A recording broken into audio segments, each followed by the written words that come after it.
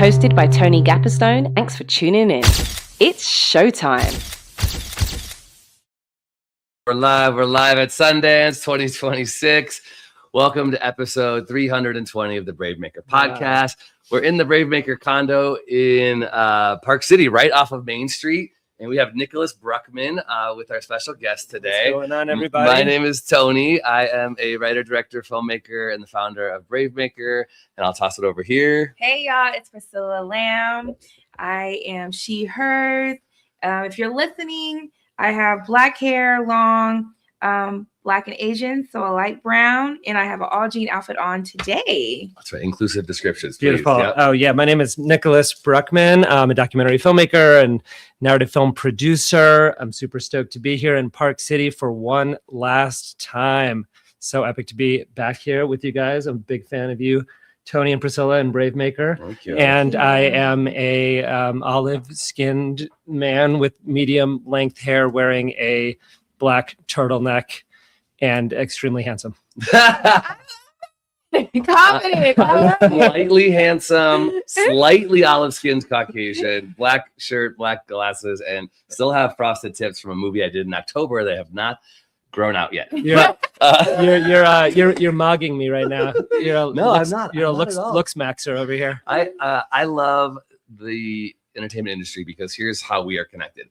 In 2022, Nick had a film called Not Going Quietly that was in South by. It was South by and Tribeca. And Tribeca. And I don't remember how I found it, just in these kind of film fest streets. I heard about it, and the subject of the film, what's his last name? Ady Barkan. Ady. Loved what he was doing, started following it. And I said, I'd love to feature this at Bravemaker. So we had your film in our festival. In fact, we don't have it here, but one of our banners features your film. Oh, sick. Yeah, that we have. So we had cool. like 4 different rotating. I only brought 2. But when I was posting about Sundance, you hit me up like, hey, I'm going to be at Sundance too. I was like, well, cool. Let's get you onto the podcast and just talk a little bit, because you have a unique history with Sundance. You were actually here. Yep. 10-ish. Yeah, a little more than that. I was here with my first narrative film that I produced. I was 26 years old, I think. Dream. And it was a film called Valley of Saints. It was a love story set in Kashmir, which is on the border of India and Pakistan. It was a super guerrilla movie that I produced with director Musa Saeed and Yoni Brook, the DP, who is here actually at Sundance with me as well. And it was a super guerrilla movie. I produced and recorded sound. I think we made it for $250,000. We were like, put the actors into the real protests that were happening. And we shot it on a DSLR, but it got nominated for an Independent Spirit Award for cinematography against all these like $20 million movies. We won the Audience Award at Sundance. Yeah, with my first film. I was like up on stage. And I thought at that moment, like, oh, cool. So I'm just going to make social impact movies and like, crazy underrepresented parts of the world. And it's going to be easy now because I got the keys to Hollywood, or maybe I'll just like go on to Marvel or whatever.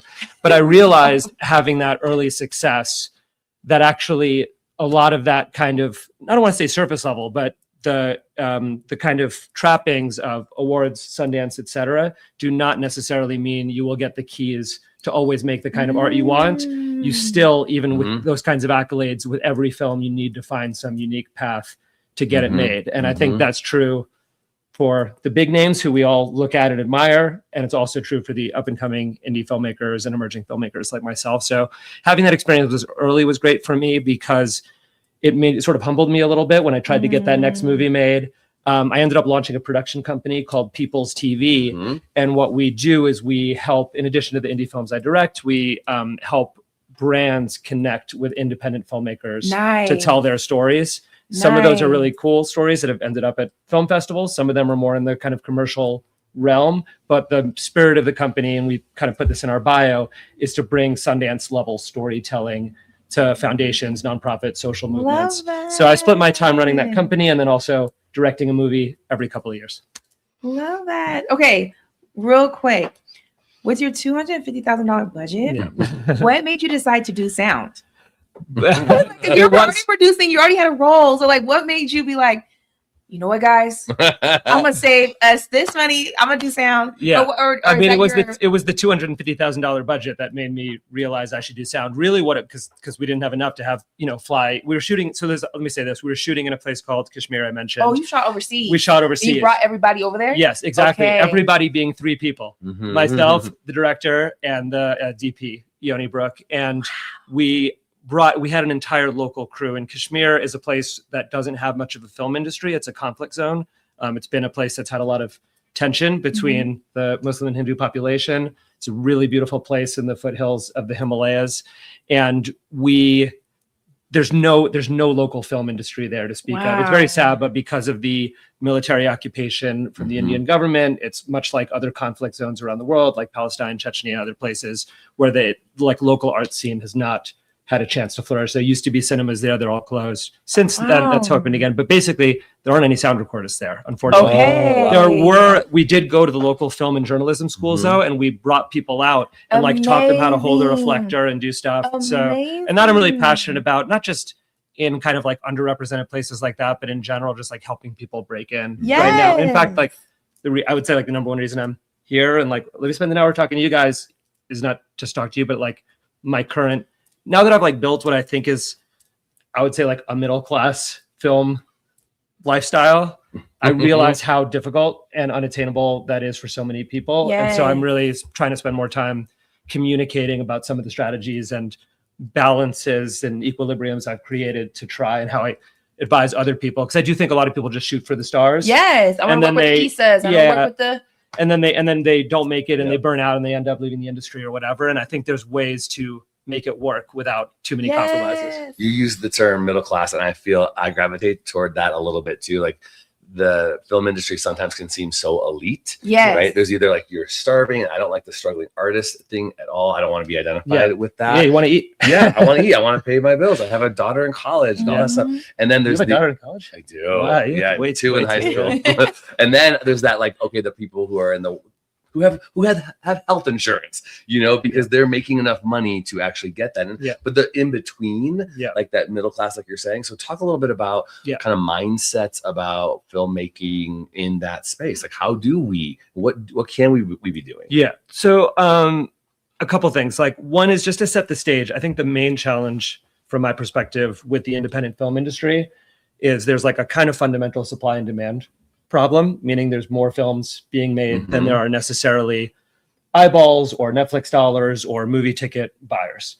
And that's okay, because my opinion is that being a storyteller is the most privileged position in society, probably going back to the time of the campfire. People were probably fighting each other in the cave to see who got to tell the story of the hunt that night, because it's cool and it's you're up on stage and you get to translate the world to other people. There's no better, for me anyway, that's how I feel, that primordially passionate about being a filmmaker and being a storyteller. And therefore it makes sense that it's super competitive for people to do that. And you have to be really committed and being willing to make all kinds of sacrifices. And so in order to achieve that. And so what those sacrifices look like, or compromises or balances, I think is a better word, can be different for everybody. I have friends who've won Sundance and they teach screenwriting during the day.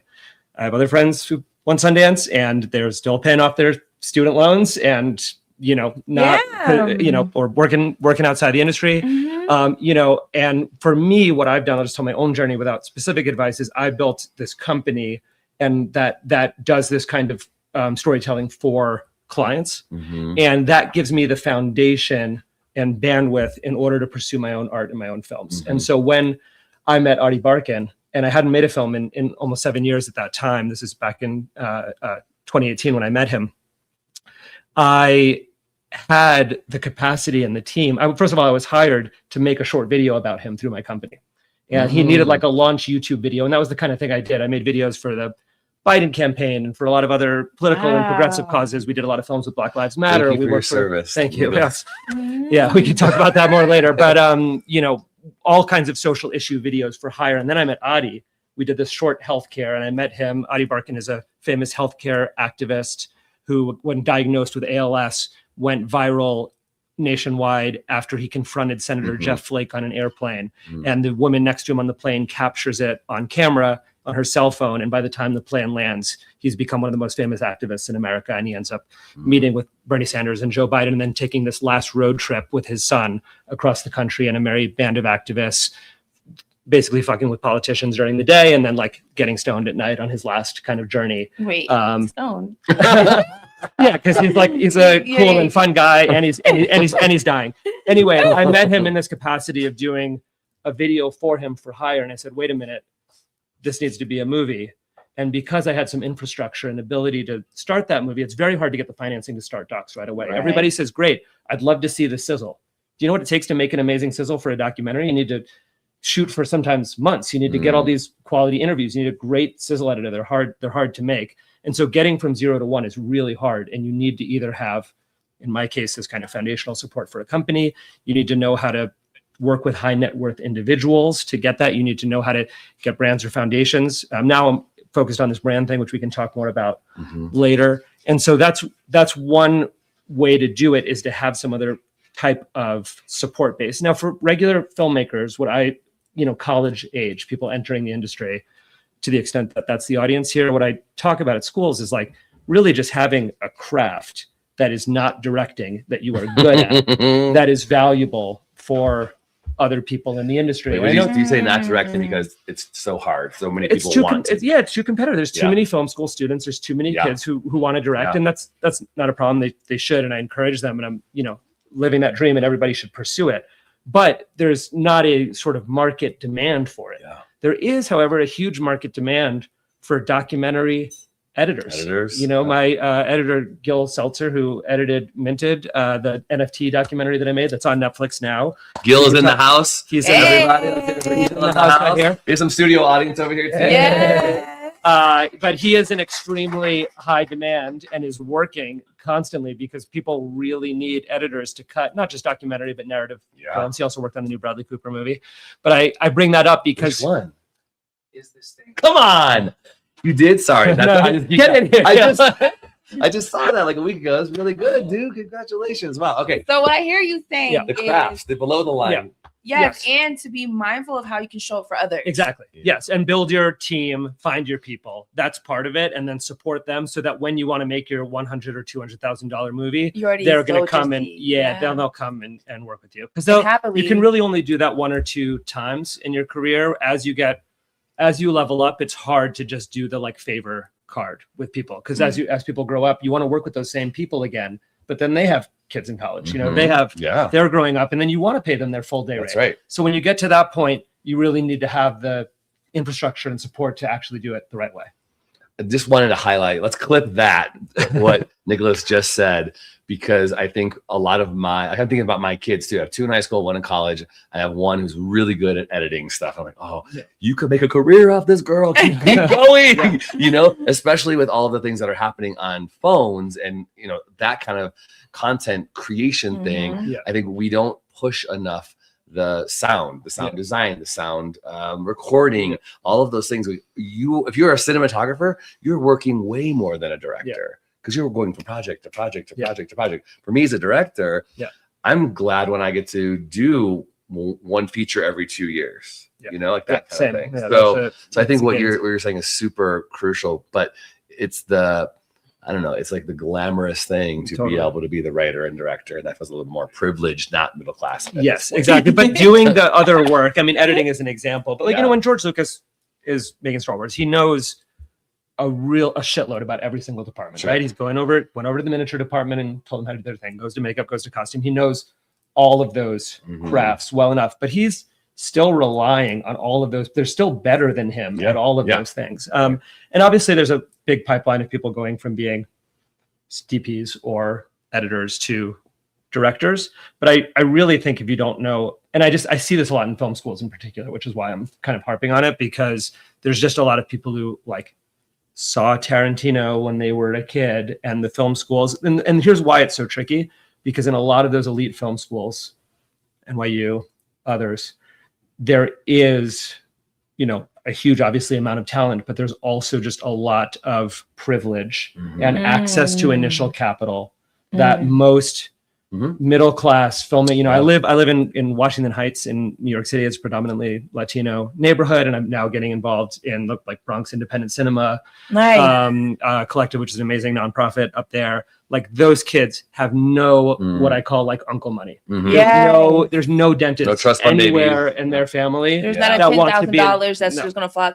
No, exactly. And so if they want to save that money to make their film, they really should learn how to like be a gaffer and try to work and be really good at that craft and put themselves out there. Of course, they'll learn lighting their own film in the process. Yeah. But if you don't do that, you're going to end up, you know, waiting tables or going into another industry. So I like really try to get people to market and build their craft. It could be below the line. It could also be, you know, producing and other types of fundraising or office work or marketing or being a great social media person. It doesn't necessarily need to be like a crew position, but it's staying connected to like a value generating skill within the industry. And it's not a plan B. It's like your foundation. And that's kind of what I did. I was a freelance editor and, you know, built up my company. And now that foundation for me is actually a team, and we have, you know, 15 employees. Wow. Congratulations. Yes. So it works. But, you know, a lot of my time is like HR, payroll, talking to clients, managing a team Very of producers. sexy stuff. Yeah, You're a business exactly. owner. You're Exactly. doing a But lot of- it's given me the ability now, since Not Going Quietly, I've directed two more films. I made a film that I mentioned about NFTs that's on Netflix right now. My first time selling a film to Netflix. So that was congratulations. really, really good. I talk about it all the time. It's called Minted, The Rise and Fall of the NFT. It premiered at the Tribeca Film Festival. Did not get into Sundance, but it still had a great run.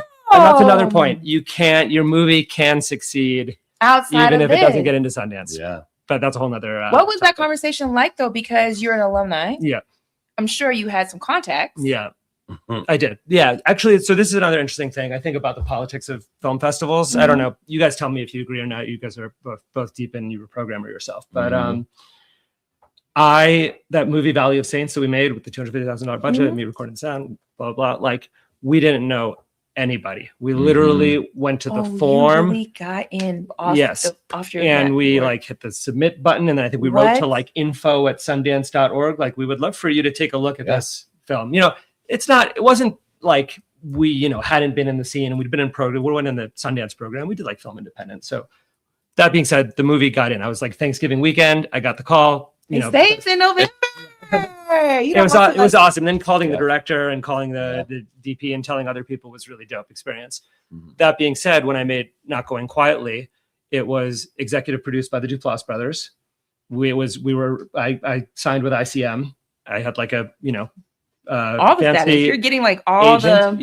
I had all these different people. It was EP by Bradley Whitford, and I, you know, had all of these people lobbying and networking, and I got this really thoughtful, touching 2-page long email from I can't remember which programmer at the time, like telling me how much they loved the movie, but blah blah blah. And I actually you know, had I think that might have been like one of the few times something work related like actually made me cry. Then a couple weeks later it got into South by Southwest and I was stoked about that, and I was like charging up to go to South by Southwest. Then South by Southwest went virtual. Oh, that was 20. It was 20. So we got into Tribeca 2020. There's a whole nother story, but it got into Tribeca 2020. The entire world shut down then. And it got into South by Southwest 2021, which was supposed to be live because we were like coming out of it. And they went virtual. And then some other wave happened. But the film had an amazing life, both Not Going Quietly and Minted.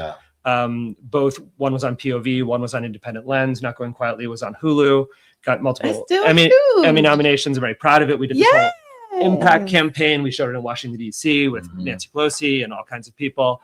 And I really think that obviously Sundance is the, you know, best launch pad for it. I'm not going to, you know, pretend that this isn't a goal. And I do think filmmakers should reserve their premieres for a list of like 10 festivals. I don't think you want to like necessarily premiere at the smallest festival. And like not a Brave Maker. That's no. I'm serious. I get it. We are not that. We're not a market. Well, tell me about, let's make it more interactive. We're talking a lot. Like, what is your programming philosophy? Like, do you think, you know, what I'm saying is that Sundance is actually not that political. Like, I got in without the connections and I didn't get in with them. And I think there's a percentage though. That's it. Yeah. I think there is a percentage of people who are not known and don't have the direct email Yeah. that do get in. Yes. I know people, but it's like, again, it's a lottery ticket. Yeah. And then there's a ton of people who already have distribution, Right. who are here. Right. So there is, I think, Totally. a balance of it. And I don't shade or shame them. Brave Maker is a festival that's going on its 8th year. We have relationships with filmmakers. Sometimes they'll be like, hey, I am an alum. Don't forget. I don't watch anything until all of our jury and screeners watch it 3 times and get a certain level. And then I watch it. But it'd be dishonest for me to say, if a friend of mine said, hey, I submitted my film, just want you to know it's in the portal. Yep. And if I look in the portal and it's not above a 6, I'm like, hey, why isn't it above a 6 out of 10? Yeah. I will go in there and try to understand. And I will talk to the team and go, tell me why we shouldn't program this, because here's why I might advocate for it. That's why I think the political thing, I don't shade that at all. I think that is important. But we also are giving everybody an equal playing chance. field. Yeah. To No, bring relationships films in. with programmers are really important. And that's the same with Tribeca. I've now shown 3 projects at Tribeca in a row. Not Going Quietly, minted, and the latest doc-series I directed called The Price of Milk premiered in June there, and talk more about that. And that was really based on kind of a consistent follow-up, letting them know what I was working on, staying in touch with them. So I'm not saying that don't do that, but I think the number one thing I think filmmakers should do, at least I'll speak to documentary, it's a little bit different narrative, and I don't really, claim that as like my space of expertise. I think if you want to get into a film festival, major one, what you should do is screen your rough cut over and over again for people who don't know you or have any reason to say nice things to you, and who can give you feedback anonymously. That's great. Until you are getting feedback that your film is incredible. There are 1,000 documentaries being made every year. There's 16 slots or whatever in the competition here. There's, across all the A-list, top 10 film festivals, you've got whatever, a 5 or 10% chance of being in that crop. And the only way I think to get there is to get unbiased feedback that your film is actually that good. And it can be really hard to create that kind of unbiased I love that you bubble. said that, though, because at Brave Maker, we're going to start doing these secret test screenings. We did it 2 years ago now, right? And we're going to start incorporating that into our programming, where an audience can sign up for it. Love that. And we don't disclose what it is. That's great. So, because, That's perfect. filmmakers love to invite their family and friends to see it on the big screen, but there's going to be tickets for people that just want to opt in. I love that. Here's one thing a trick we did in our office. You have the rough cut screening. A lot of filmmakers do this, and obviously you have a conversation after. We had have laptops in our office, so we brought people in. We had Google Forms on all the computers, and then we watch the movie. Nobody says anything, and everybody has to go to the Google Forms and fill them in anonymously before saying anything. Then when everybody's done, then they have a conversation, because always there's going to be the one person who's loudest, who's like, oh, I think you should do this, that, or the other thing. And then people start agreeing with that. And that can be useful too. Good point. Yeah. But it's obviously easy enough to do that online, but QR code or something. Yeah. So that's I'm a big proponent of that. And I do think documentary filmmaking in particular, these things take years. You get very close to your subjects. I think Ady Barkan is the, most amazing, civil rights activist, and who wouldn't want to watch him on screen for 3 hours? But then you find people who are really tough critics and people who really give you that outside perspective. And what I tell them is what is that moment where you just have that urge to reach into your pocket and touch your phone? When you just opt out of watching, you mean? We're just I just wonder. Boring moment. I wonder if I'm getting any text right now. I would love to check Instagram right now. Right, because when you're locked into a movie, you're not even thinking about. And if there's 1 second, to me, as again, my editing is my craft. I think I'm a terrible DP. You can see in all my movies just one out of focus shot, and that's because I had to pick up the camera because I was at the house or whatever. But I think I'm a good editor, and for me, it's all about shaving off that 8 frames that might where instead if you just move on, the person's just there in the next scene, but once their thought pattern or moves on, or really it's all about the phone. I mean, we're so also addicted to the algorithm, and that's the thing that pulls people out into the second screen. Of course, people are watching a movie like that at home. I was gonna say, speaking of films on Netflix, I think I saw something in the trades where Matt Damon, you see that was told, repeat your plot. Yeah, like because people are on their phones, you need to repeat your plot, kind of overdo it in the film. Because if you're watching your film at home, they're only picking up so much percentage of the film. I was like, oh, that's so frustrating. Just say it over and over again. Have you guys seen? I should probably should have this, but the movie The Rip on Netflix. Which one? The Rip. Oh, I heard about it. Film. Is it already on Netflix? Oh, is that the one? No. But is it on Netflix already? Yeah, because Matt was in that and Ben was in that. Yeah, but is it on? Yeah. It is. Okay. It's on. Maybe that's what he was talking about then. Oh, because I was about to definitely say, like, I was definitely on my phone. But when they went to the house to count the money and stuff, then I was locked in. Okay. Yeah. I don't know if they maybe they didn't do enough rough cut screenings. Like I'm saying, they didn't get that outside unbiased feedback. I'll have to watch. But I think that they did they say they incorporated, because I halfway through the movie I was like, what are we doing here? Like what is okay. Now I think they probably did because you were looking at your phone in the beginning and you missed the or was it because of something else? Okay, maybe. But I locked in halfway through. Okay. Halfway through, phone was done.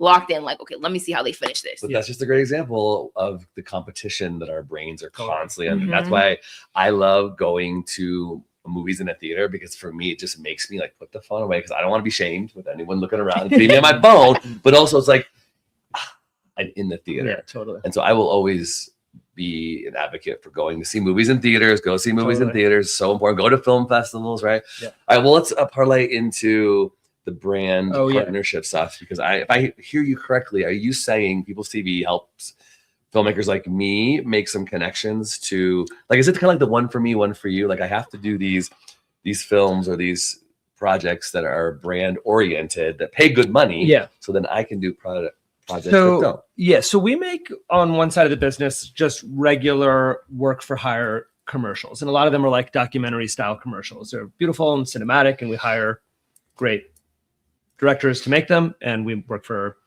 Meta and Airbnb and Greenpeace and Nature Conservancy and Robert Wood Johnson Foundation, doing docs about healthcare stories and all kinds of cool things that I'm proud of. A lot of them are like 3 to 5 minutes, and they show at galas and fundraisers or to audiences or whatever. And so but I try not to call any of that work like the bread and butter. I'm really passionate about it, and I think that kind of short form storytelling can make like mini documentaries. Yeah, and they make a difference in the world. And we do some more traditional, like commercials as well.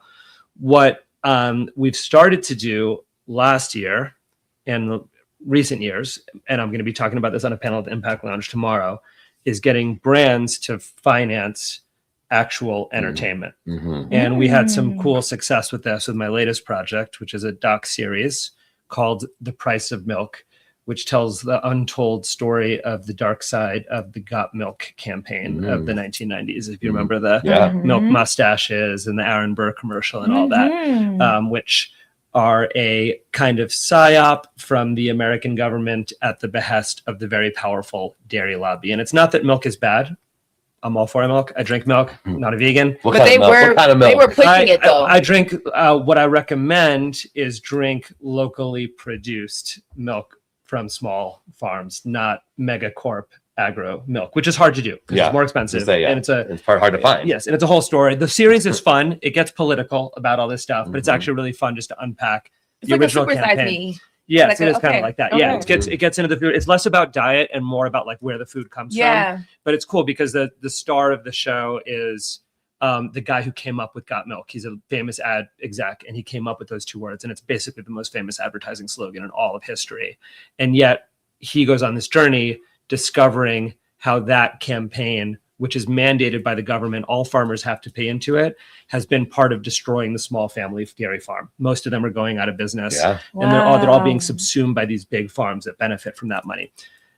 That project was financed entirely a plant-based milk company. Oat milk? Oat milk, indeed. My favorite.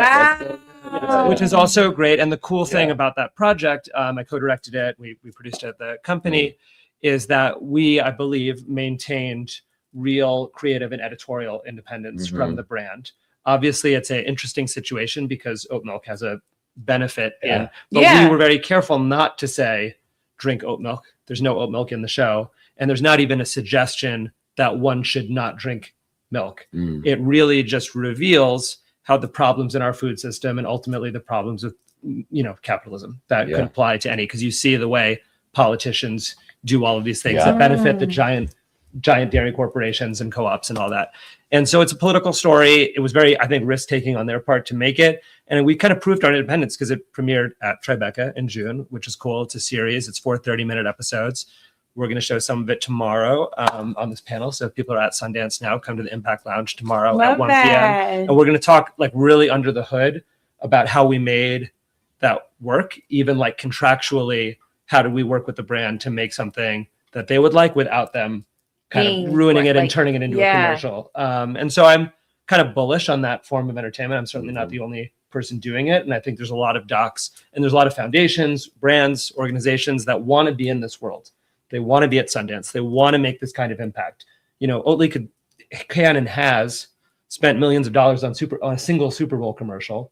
That's much more than the budget of this entire project. And so how do we take all of the coolness, culture change that we're making here in the entertainment industry and bring the people who have money into this space?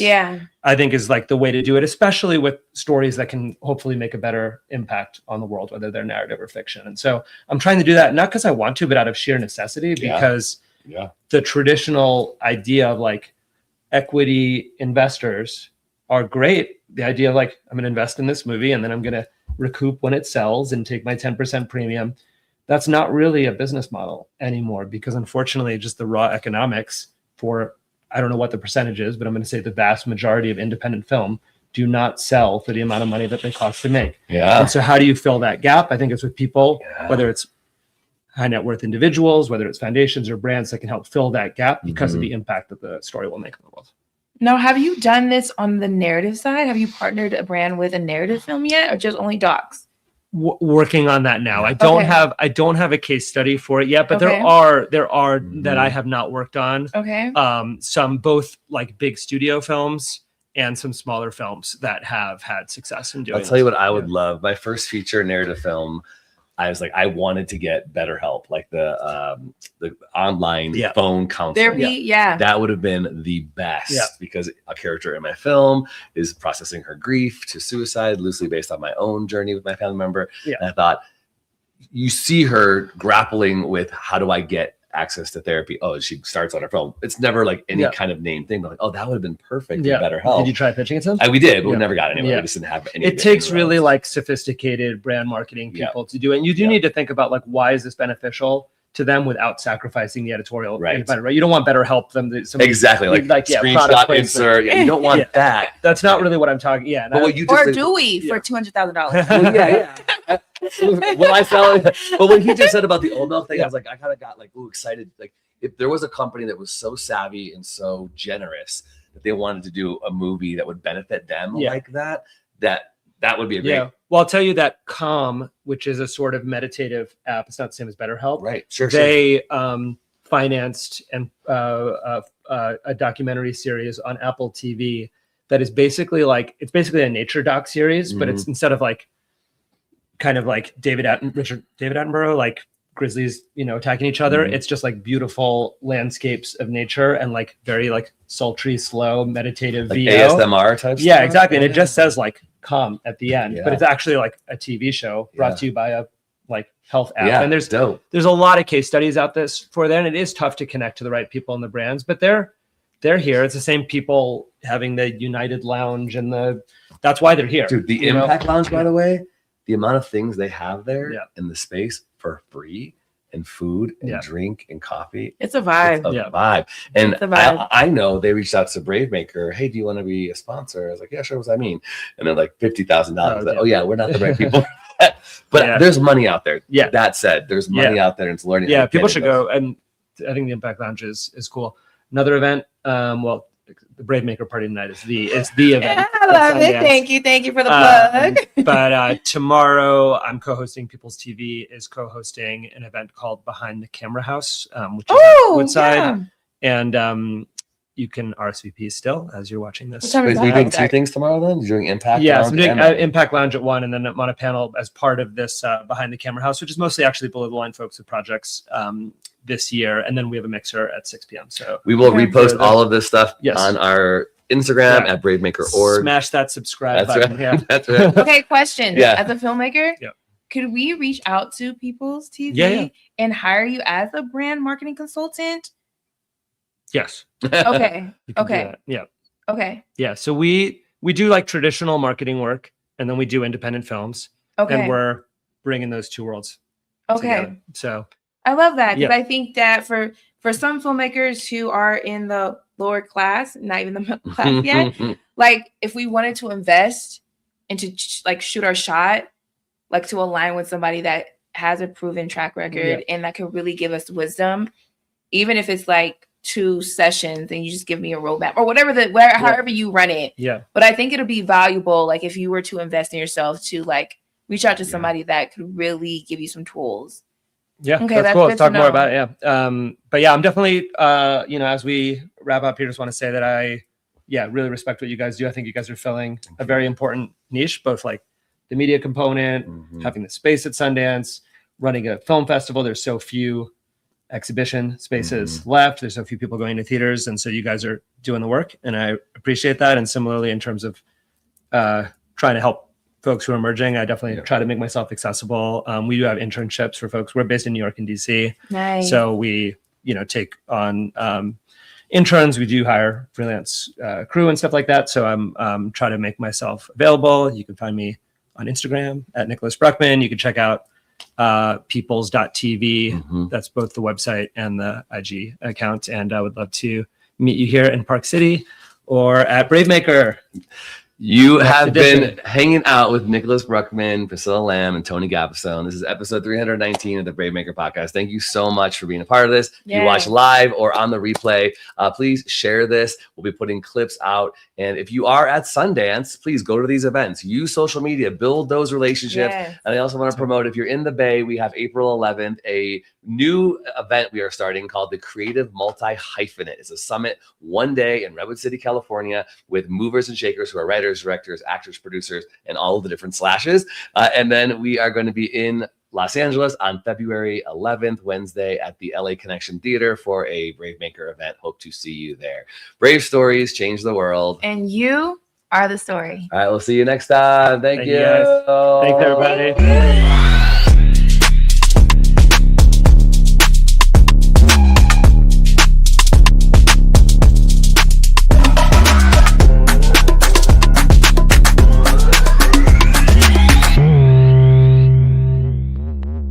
Follow us on Instagram, Twitter, YouTube, and Facebook at bravemaker.org. Like, subscribe, and share. To become a monthly donor, text the word BraveMaker to 44321 or go to bravemaker.com/donate. Thanks for tuning in.